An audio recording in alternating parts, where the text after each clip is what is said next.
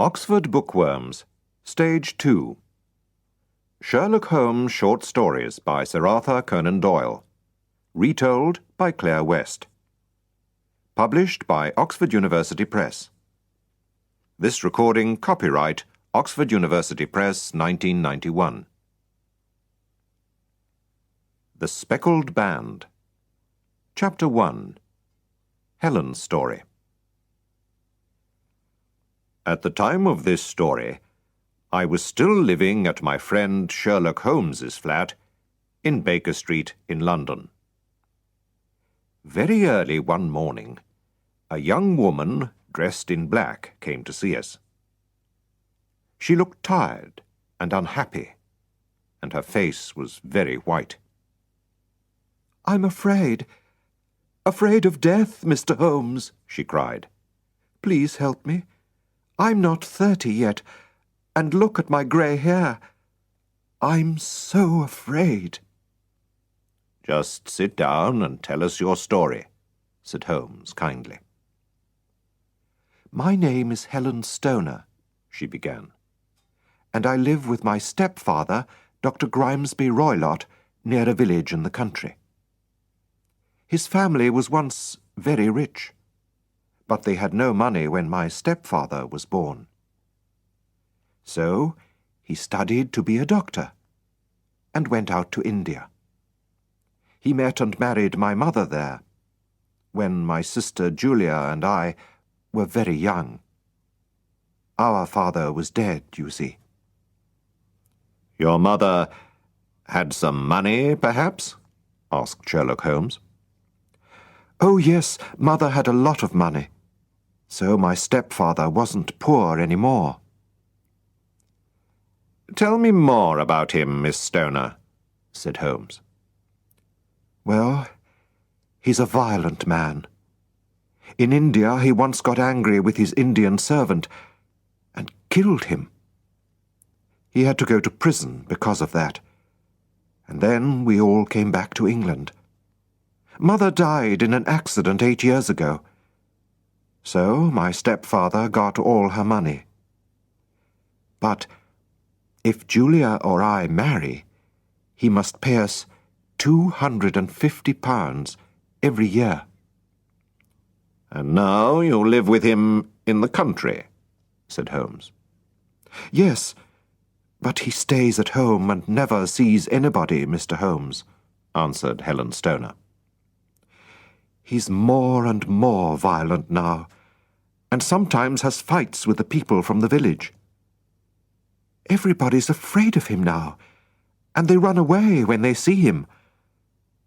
And they're also afraid of his Indian wild animals, which run freely around the garden. A friend sends them to him from India, and the animals are not the only wild things in the garden. There are also gypsies. My stepfather likes these wild people, and they can come and go where they like. Poor Julia and I had very unhappy lives. We had no servants. They always left because they were afraid of my stepfather, and we had to do all the work in the house. Julia was only 30 when she died, and her hair was already grey, like my hair now." "When did she die?" asked Sherlock Holmes. "She died 2 years ago, and that's why I'm here. We never met anybody in the country, but sometimes we visited some of my family who live near London. There, Julia met a young man who asked to marry her. My stepfather agreed, but soon after this, she died." Miss Stoner put her hand over her eyes and cried for a minute. Sherlock Holmes was listening with his eyes closed, but now he opened them and looked at Helen Stoner. "Tell me everything about her death," he said. "I can remember it all very well. It was a terrible time," she answered. "Our 3 bedrooms are all downstairs. First, there is my stepfather's room. Julia's room is next to his, and my room is next to Julia's. The rooms all have windows on the garden side of the house, and doors which open into the corridor. One evening, our stepfather was smoking his strong Indian cigarettes in his room. Julia couldn't sleep because she could smell them in her room. So she came into my room to talk to me.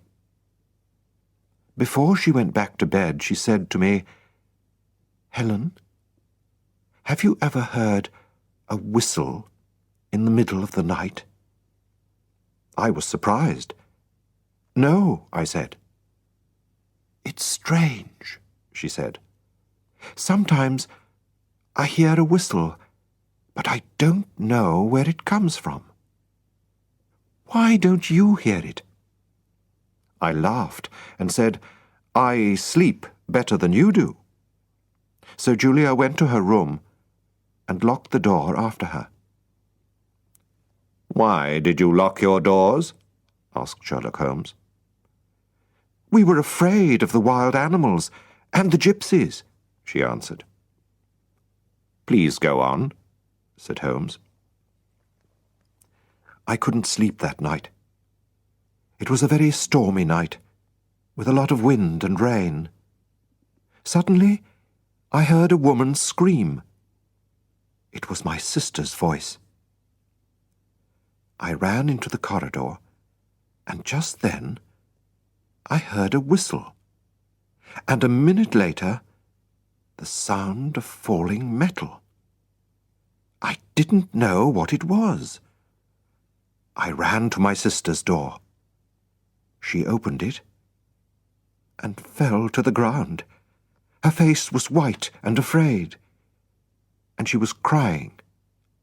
"Help me, Helen.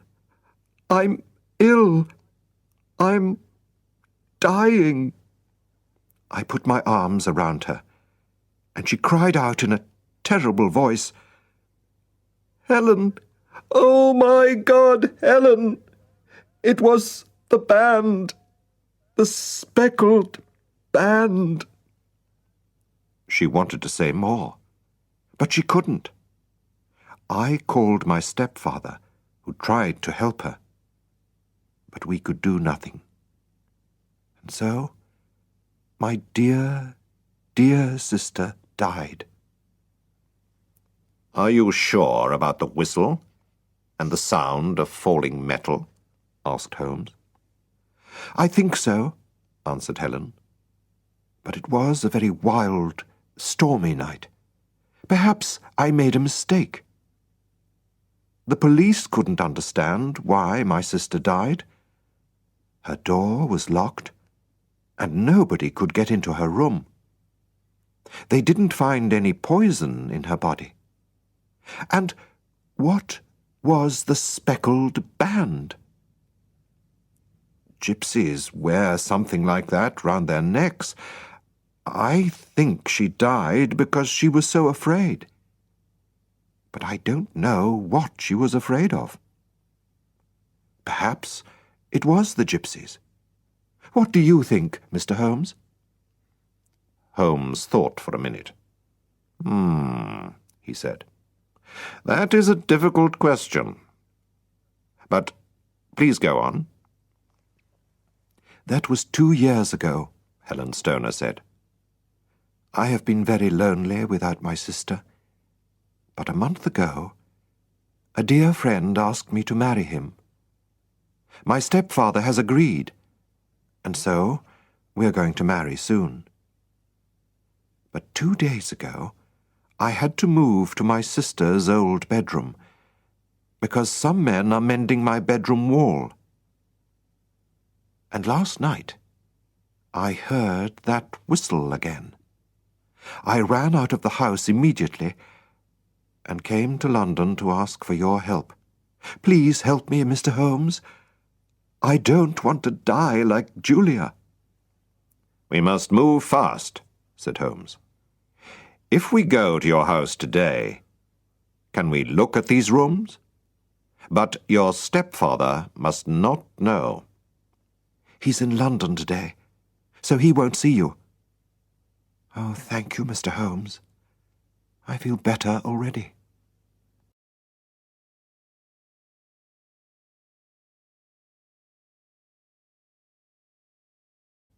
Chapter 2. Holmes and Watson visit the house. Holmes went out for the morning, but he came back at lunchtime.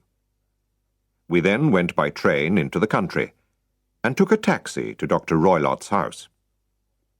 "You see," said Holmes to me, "our dangerous friend Roylott needs the girl's money because he only has £750 a year from his dead wife.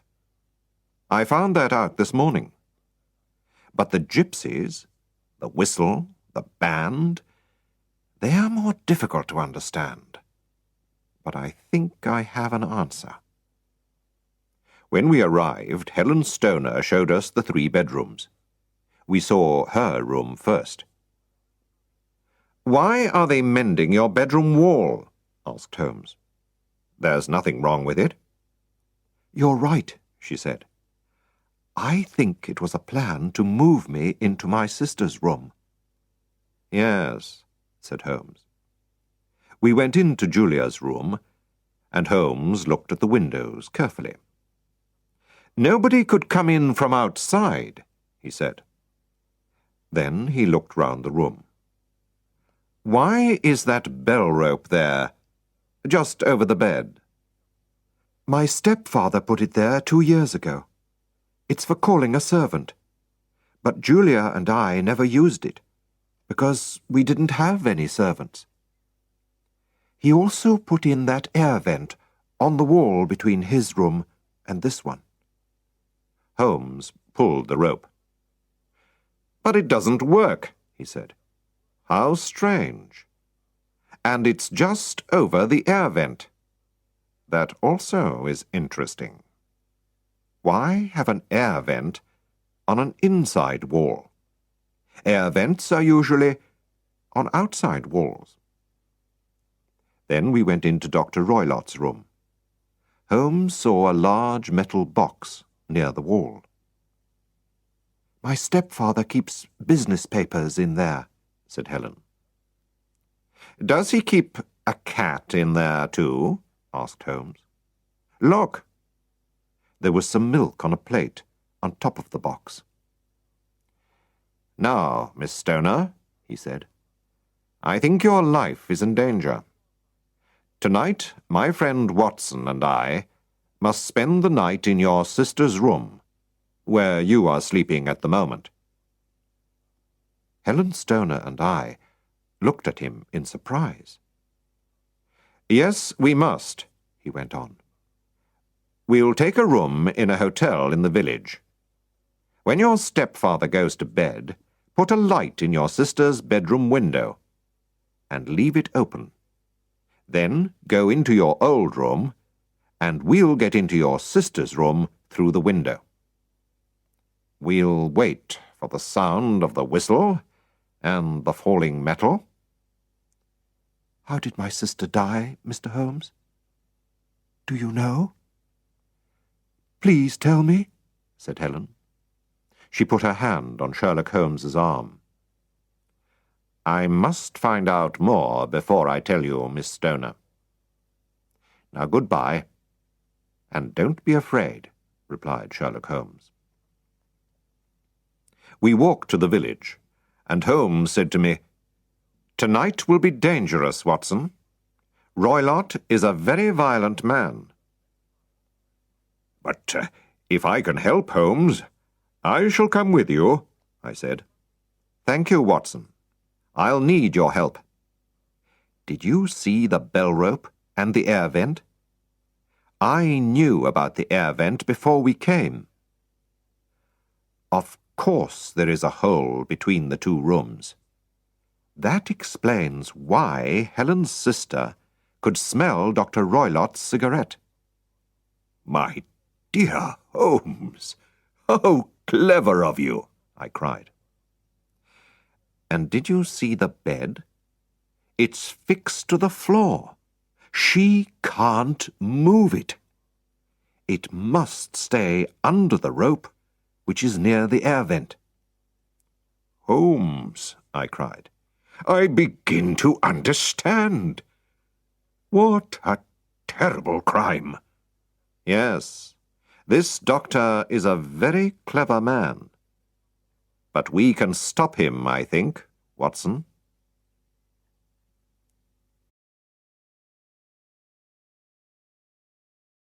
Chapter 3. Death in the Night. That night we went back to the house. When we saw Helen Stoner's light, Holmes and I got in quietly through the window. Then we waited silently, in the middle bedroom, in the dark. We waited for 3 hours, and did not move. Suddenly we saw a light, and heard a sound from Dr. Roylott's room. But nothing happened, and again we waited in the dark. Then there was another sound, a very quiet sound. Immediately Holmes jumped up and hit the bell rope hard. "Can you see it, Watson?" he shouted. But I saw nothing. There was a quiet whistle. We both looked up at the air vent, and suddenly we heard a terrible cry in the next room. Then the house was silent again. "What does it mean?" I asked. My voice was shaking. "It's finished," answered Holmes. "Let's go and see." We went into Dr. Roylott's room. The metal box was open. Roylott was sitting on a chair, and his eyes were fixed on the air vent. Round his head was a strange yellow speckled band. He was dead. "The band, the speckled band," said Holmes very quietly. The band moved and began to turn its head. "Be careful, Watson. It's a snake.